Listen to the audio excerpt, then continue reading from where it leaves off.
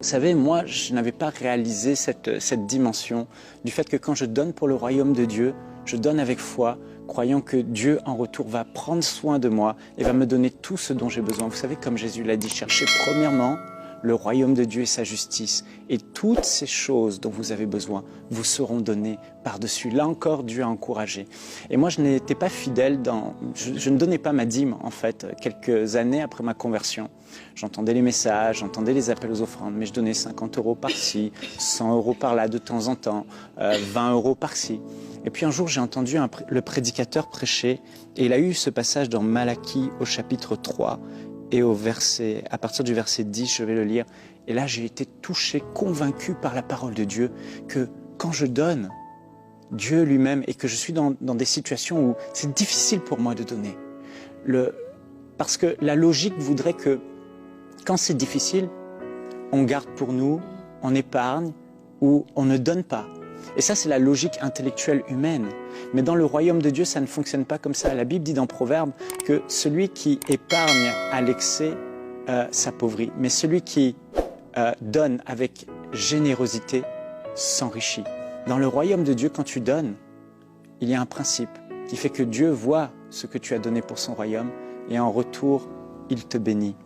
Et lorsque le prédicateur a prêché ce passage, j'étais là et j'écoutais attentivement et j'étais interpellé, touché, pas par ce que Dieu peut dire comme réprimande à son peuple, qui, parce que les temps étaient difficiles, ils avaient arrêté de donner les dîmes et les offrandes, et le prophète s'est levé, Malachie, il a dit « vous trompez Dieu ».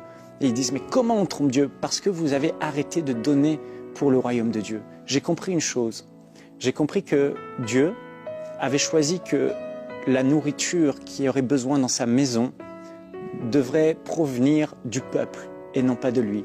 Dans le désert, il a fait tomber la manne pour nourrir son peuple d'une manière surnaturelle.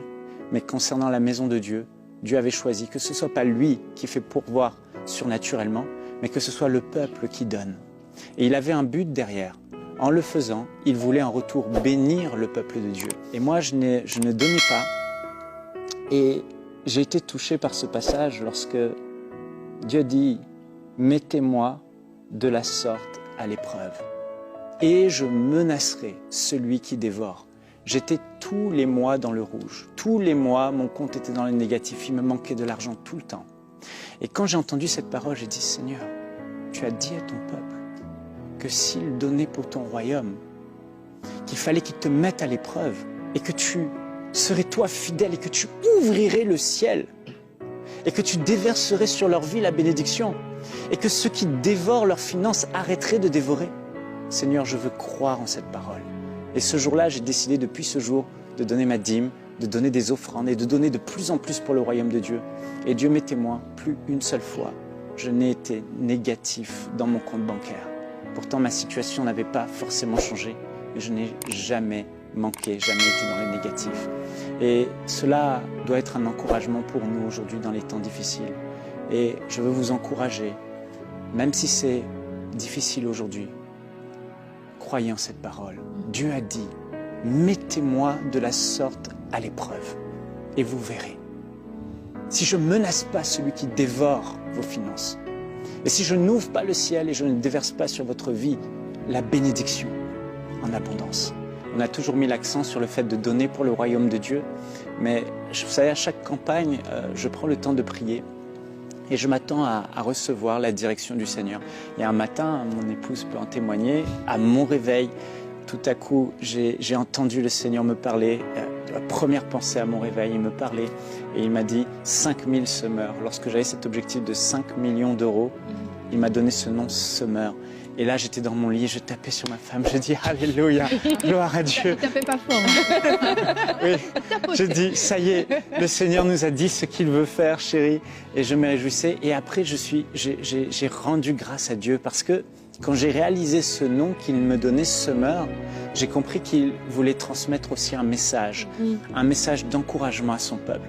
Parce que les temps sont difficiles. On sait qu'aujourd'hui, il y a beaucoup d'augmentation du coût de la vie, des finances, partout en Europe, partout dans le monde. Et c'est compliqué pour plusieurs. Mais le Seigneur veut nous rappeler que quand on donne pour son royaume, ce n'est pas une perte, Mais on doit s'attendre par la foi, à donner par la foi et s'attendre à une récolte. Et je veux vous encourager.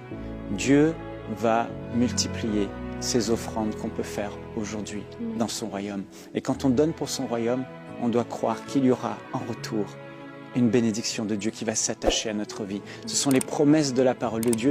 Alors Dieu n'est pas un manipulateur, il ne nous manipule pas en disant « donnez pour recevoir ». Et ce n'est pas du tout le cœur de Dieu. Mais Dieu dit « parce que les temps sont difficiles ».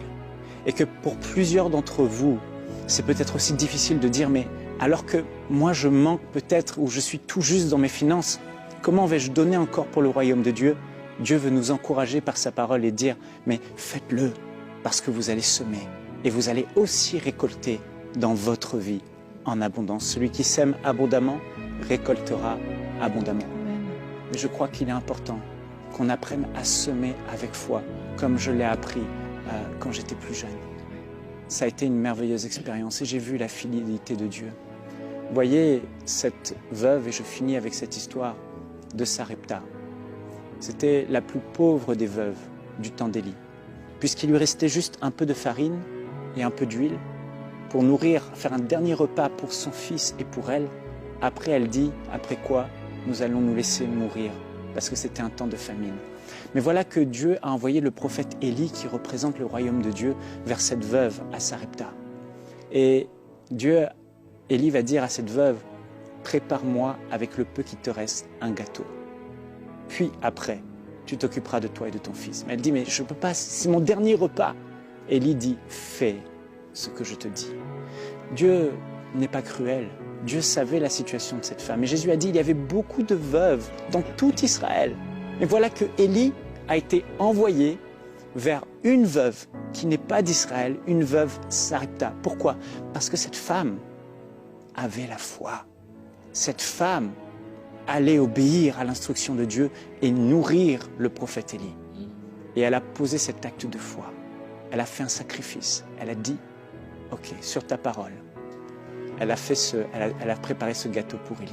Et quand Élie a vu ça, il a dit, la farine ne manquera plus et l'huile ne manquera plus.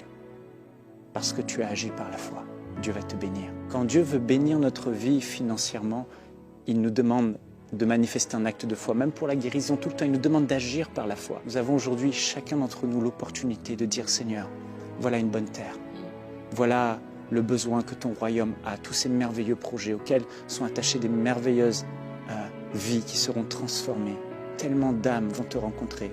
Et Seigneur, moi aujourd'hui, je veux, même si c'est difficile, par la foi, donner, semer. Et tu m'as encouragé par ta parole. Et je te mets de la sorte à l'épreuve. Je crois que si je donne, toi, tu prendras soin aussi de moi. Vous voyez, ce n'est pas de la manipulation de la part de Dieu, c'est de l'encouragement. L'encouragement. Celui qui sème avec abondance